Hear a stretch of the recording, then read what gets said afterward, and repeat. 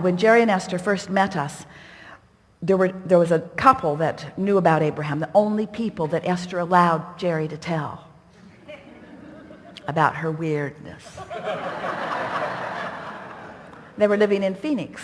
And so one night, Esther got an idea.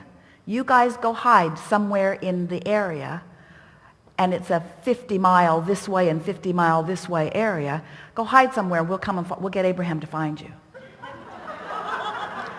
And these are the rules. We won't quit till we find you. Nobody goes home till we find you, no matter how long it takes. That was the deal. So, Wes and Nancy hid. And Jerry and Esther, with Abraham, are on the case. Now, Esther was not receiving fluidly like this. She was still just kind of grunting and pointing. They'd come to an intersection, and Esther would say, that way. And sometimes she'd say, well, it's clearly not that way, so go that way. And so they filled the car up with fuel twice that night. Ate many Snicker bars. And finally found them. And by the time they found them, Esther was so mad at us and at the whole game. She said, we are never, ever, ever, ever, ever going to play this game again. And then Esther said, first, we went to the dumpster behind Mountain Shadows Hotel. And they said, yeah, we were there. And then they said, and then we went over behind the Regency Hotel on Scottsdale Boulevard. Yeah, we were there. And then we went over to Benihana's over on Scottsdale Boulevard. Yeah, we were there. Our inner being told us to move.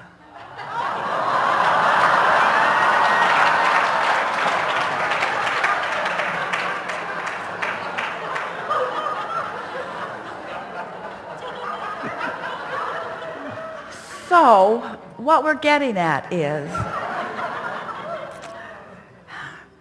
you've launched these rockets, and there's a trajectory in place before you even got into this physical body, and you've been contributing to it every day since. And there's a magnificent probability there for you.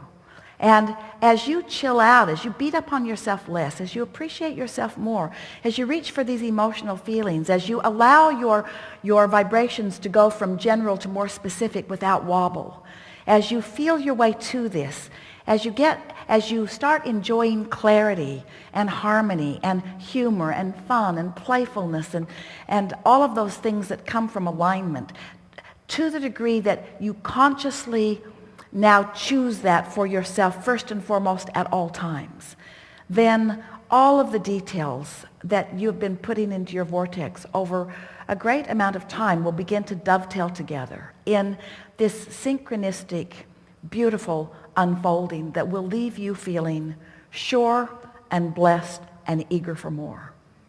There isn't anything that you need to get done.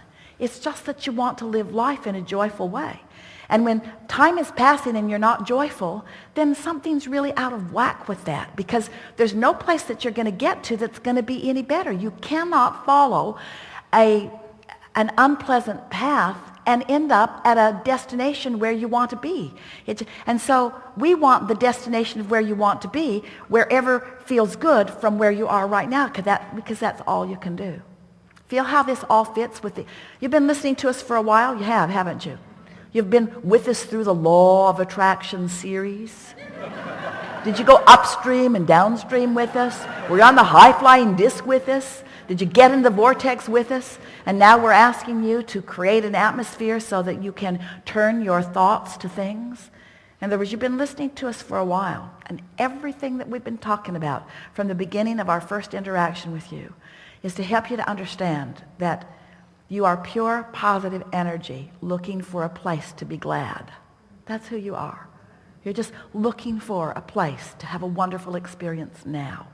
And if you're having less than a wonderful experience, something's out of whack, and it's not us. Because we're having a wonderful experience. We're having a wonderful experience. And if you're not, it's because you're doing something different than we're doing. You're thinking differently about it, you see. You've got this figured out. Just be playful about it. And take score less of the time. Let the score that you take, if you must take score, be, how fun is this? Esther says to us every day that her favorite feeling is clarity. And then she'll say, or fun. I want to feel clear, but I like to have fun. And then she'll say, fun is my favorite thing. I love being playful or clear. I love to be clear and playful. I love to have fun. I love the feeling of clarity, and I love the feeling of fun, and I love the feeling of new. I love the feeling of new. I love the feeling of new, which doesn't feel clarity in the beginning, but it is fun. I love the feeling of fun that then turns to clarity.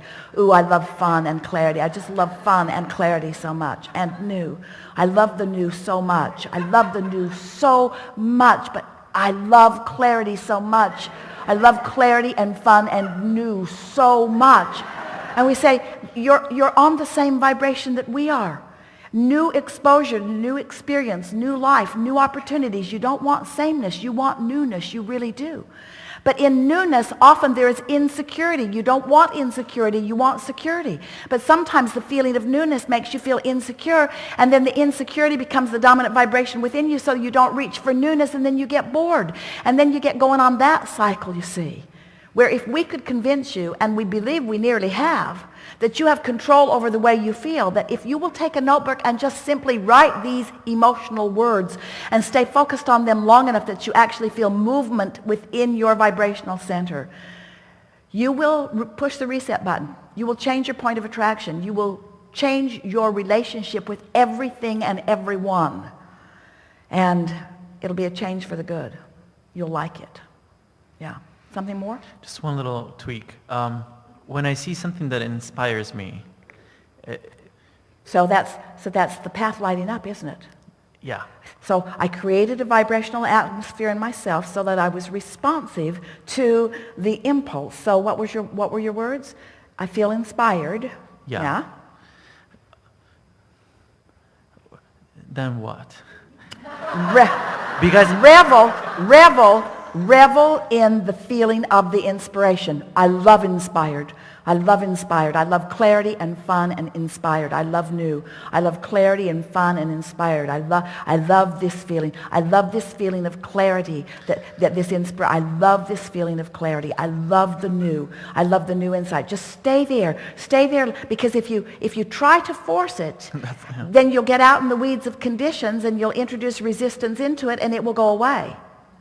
Where if you will just revel in the feeling, it will become more clear. In other words, that inspiration will beget inspiration, will beget inspiration, will beget inspiration, will beget inspiration. The inspiration will go from general to more and more and more and more and more and more and more detailed, and therefore more and more satisfaction. But to go from general to detailed doesn't feel good if there's wobble in it. If there's wobble in it, then the more detailed you get, the worse the wobble. But if there's clarity in it, the more detailed you get, the better it feels. You get it? So basically, as I stay there and add momentum to that pure inspiration, the you next step don't will add come it, to you me. allow it. Let's get this straight. You're Yeah. not adding the momentum. Adding it is efforting. You're not adding momentum, you're allowing it. You're allowing the momentum by not contradicting it with the thought that shoots you in the foot. It's catching the wobble early is really what we're talking about. You're onto this? Catching the wobble early. Awesome. It is awesome. It is awesome because the degree to which the inspiration can flow is never ending. And when you get on that path, then you are noticed by others as this creative genius who it just seems to come to you out of nowhere. Little do they realize that you've spent lifetimes creating a vortex that now you've figured out how to allow. Yeah, that was an aha. Yeah. Enough? Really good. Thank you. Yeah. Thank you.